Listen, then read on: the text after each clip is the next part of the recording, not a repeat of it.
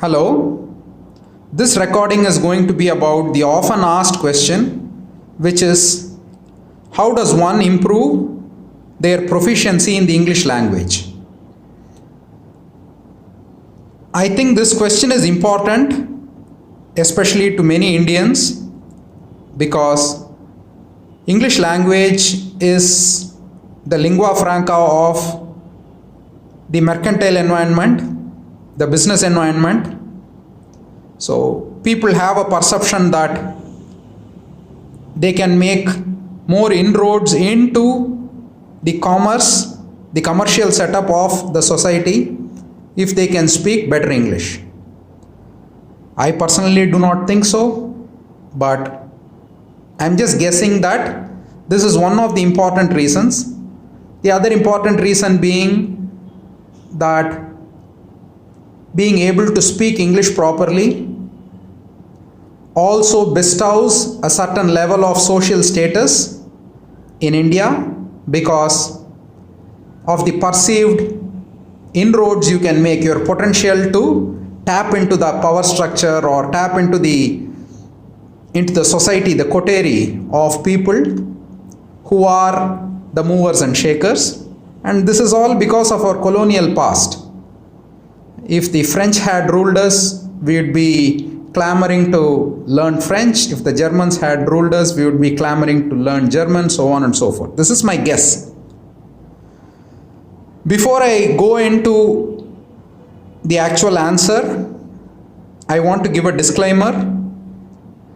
And that disclaimer is the fact that I know nothing about this subject. I am merely extrapolating my own personal experiences. I am really awful in English as far as I am concerned. I do not know anything about grammar. I know what a verb is, I know what a noun is, that's all. This adjunct, conjunction, preposition, participle, all these things I have no idea about. So I don't know what to say. I am the wrong person to answer this question, but it has never stopped me before. So here it is. I'm going to answer this question first, and then later on in the video, or rather audio, I'll go and narrate my personal experiences, but it is of no relevance. You can just listen to the first part of this audio recording and then move on. If it is of any value to you, well and good. If not, sorry to waste your time. But here it is. Point number one. The first thing I think is vital for anyone to speak any language is their ability to speak their mother tongue in a fluent and unadulterated manner. If you can speak your mother tongue in an unadulterated and fluent manner, you can speak, or your ability or your chances of being able to learn another language increases. And I think it is because your brain, it is basically you are exercising your brain when you speak any language. For example, when I speak Tamil, I have to go and pick all the words that are buried deep in my brain to complete a sentence. In my language, if you have to say, I want to catch the bus, people will say, "Naam bus pudikka poren." But that word bus has a equivalent word in Tamil. But we do not bother to go into, reach into our brain and retrieve that word. So whether it is a Tamil word that you are retrieving or an English word that you are retrieving, the habit of retrieval should be practiced. So if you do not practice the habit of retrieving in one language, that habit will not form for the other language as well. So if you notice in life, a person who is tidy in office is also tidy in home. He is also tidy in his car. A person who is honest at office is also honest at home, is also honest with the shopkeeper. So these are meta characters, meta qualities that are overarching over all languages.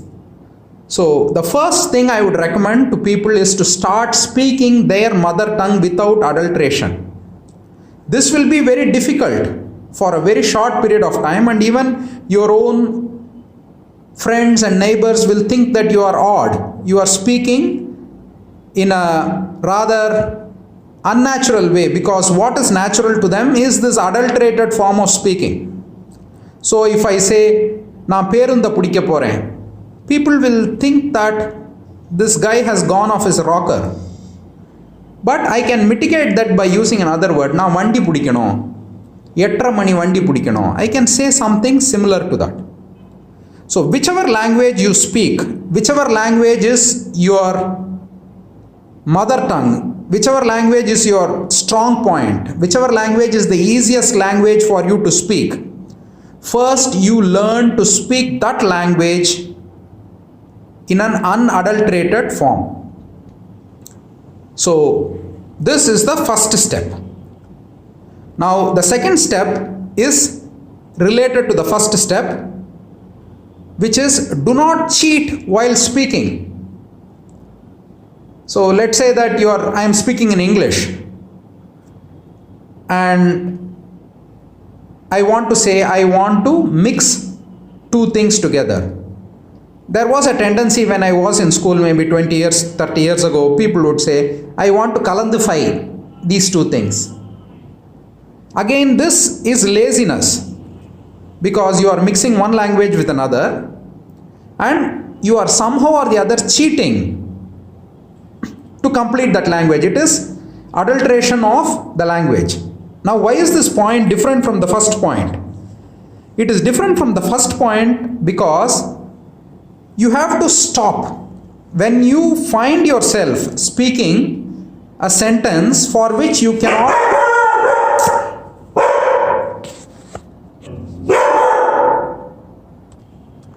Okay, so I apologize for that. There was somebody at the door and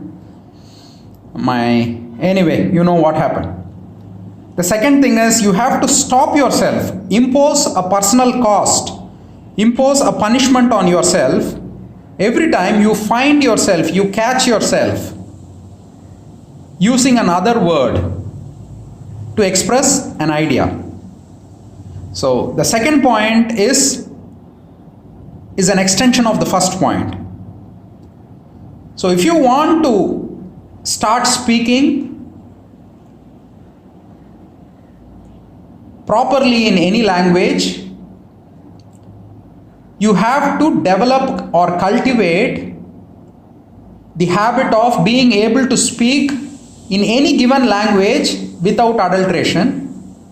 And one of the things you have to do to yourself to bring about the change is to impose a social cost, to impose a social penalty on yourself whenever you catch yourself trying to do that. The idea being, it is better if you punish yourself than somebody else punishing you. Okay, we are able to better deal with our own criticism. It's a little trick of the mind. Okay, so that is the second point. The third point is imitate words and ideas, not accent. I find this in today's society that people who are Indian, who are born in India, who have lived in India, like to speak like Americans, mostly Americans, not even British. There are some people who used to study in the 50s and 60s, who were of the generation that is previous to mine. They like to speak in a British accent. So this is quite funny because it replaces your skill and your ideas with something that is so superficial, which is an accent. Just because you can pronounce pronounce words like an American or a England. See, this is what I'm saying. Like a Britisher is what I have to say. So I stopped myself there. This is what I do to myself. Anyway, going back, If you can pronounce a word the way a Britisher or an American pronounces that same word, it means nothing. What matters most is your ability to express an idea in a cogent and acceptable manner. So stop wasting your efforts on imitating accents. I get people will say, Ram, you get irritated soon and all that. Irritation just means that I don't want to waste my time on somebody. That's all it means. It doesn't mean that I am going to react negatively to that person. I am just going to withdraw myself from that person. So I am irritated by people who fake an accent. I am very proud of my Indian accent. And the reason why I have this accent is because I think by the time you are 2 or 3 years old, you have acquired the basic building blocks that are needed to form words. So all the sounds that are needed to form words, you have already acquired by the time you are 3 or 4. I do not know, I have to go and Google that research. But that's it. This is why Japanese people cannot pronounce L, they pronounce it as R.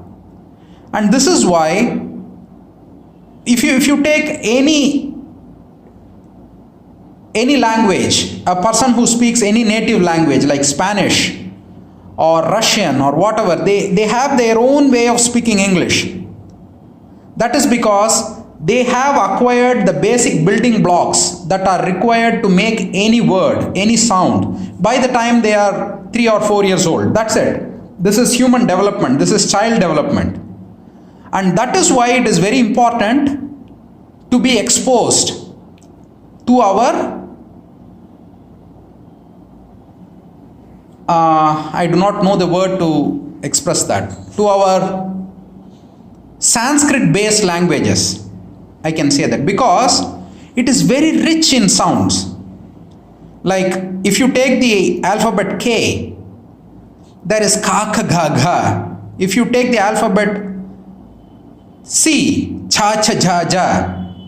So you have a beautiful spectrum of sounds that you can use.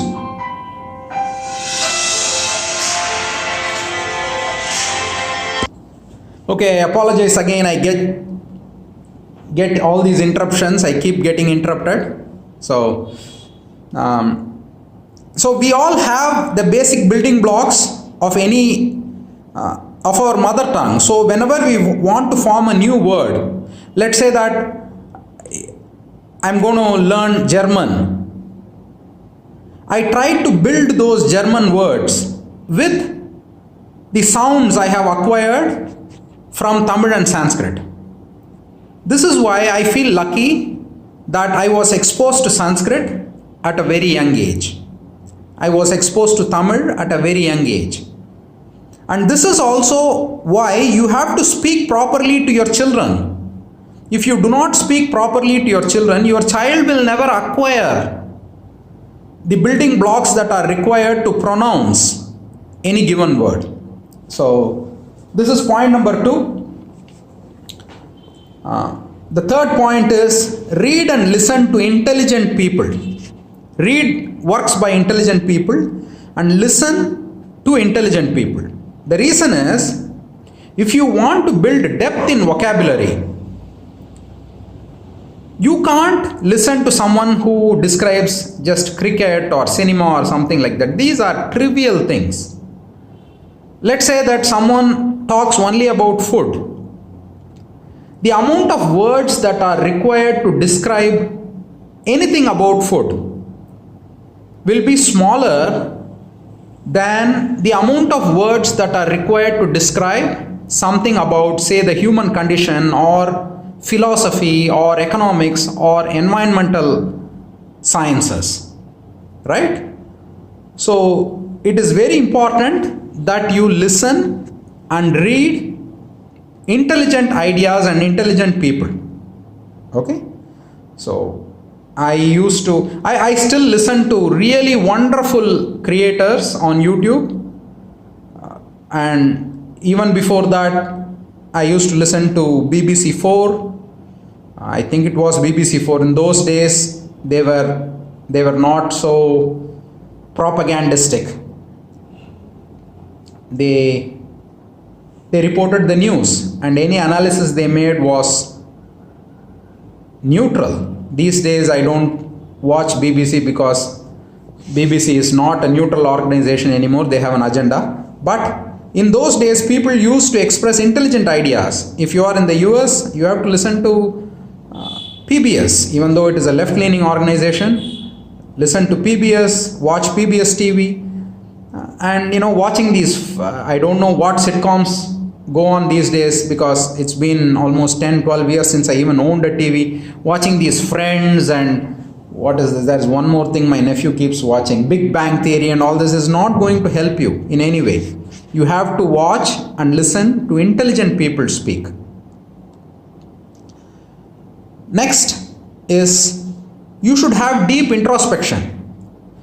These points may seem like totally unrelated to developing one's proficiency in any given language, leave alone English, but unless you have deep ideas and deep thoughts and deep questions, you have no need for the ability to express them.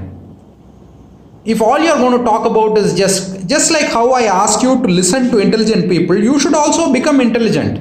If you are not intelligent, then you will not. I'm not talking about the ability of the language itself. The proficiency of a language is like having an earth mover, like having a JCB in Indian terms. What use do you have for a JCB if you do not have enough work for it? If you are not moving mountains, why would you want a JCB? That JCB will fall into disrepair. That earth mover will fall into disrepair.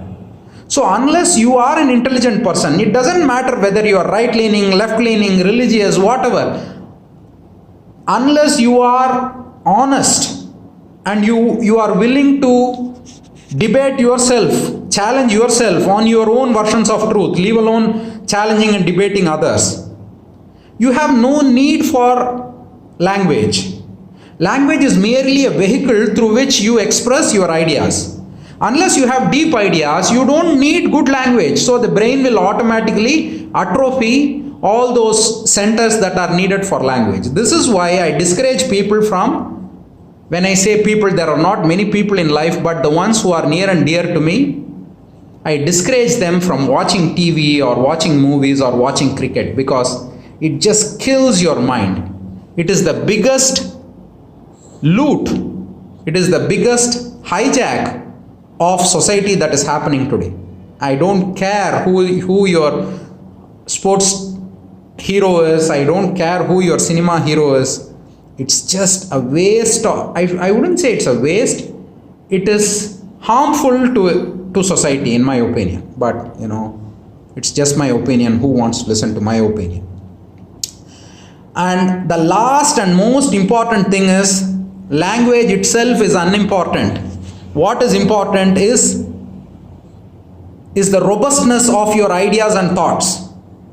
If your ideas and thoughts are robust, people will listen to you no matter how good or bad your language is. So I have enlisted all the things that I think are important to develop good control over the language, the English language. But at the end I am saying that language itself is unimportant, because what is the ultimate purpose of language? Is it like a plumage that you wear on your coat or your hat to show other people that you are well read and you come from a higher strata of society? No, it is to have the ability to express your ideas in a way that could be understood by others, that can be understood by others. So if you do not have that robustness in ideas, that robustness of thought, then your language becomes unimportant. There are many people who are very well read, they can speak eloquently, but the ideas that they are propagating are so moth ridden and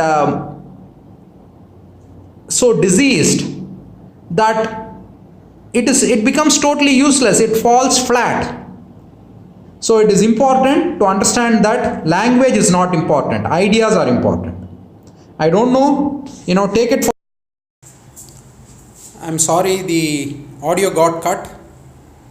I have not done these kinds of long videos before, so maybe in the future I'll be better at it. Kindly forgive all the ambient noise. Hope this video was of some help to at least a few people. Thank you, and I wish you all a very good Saturday. Bye.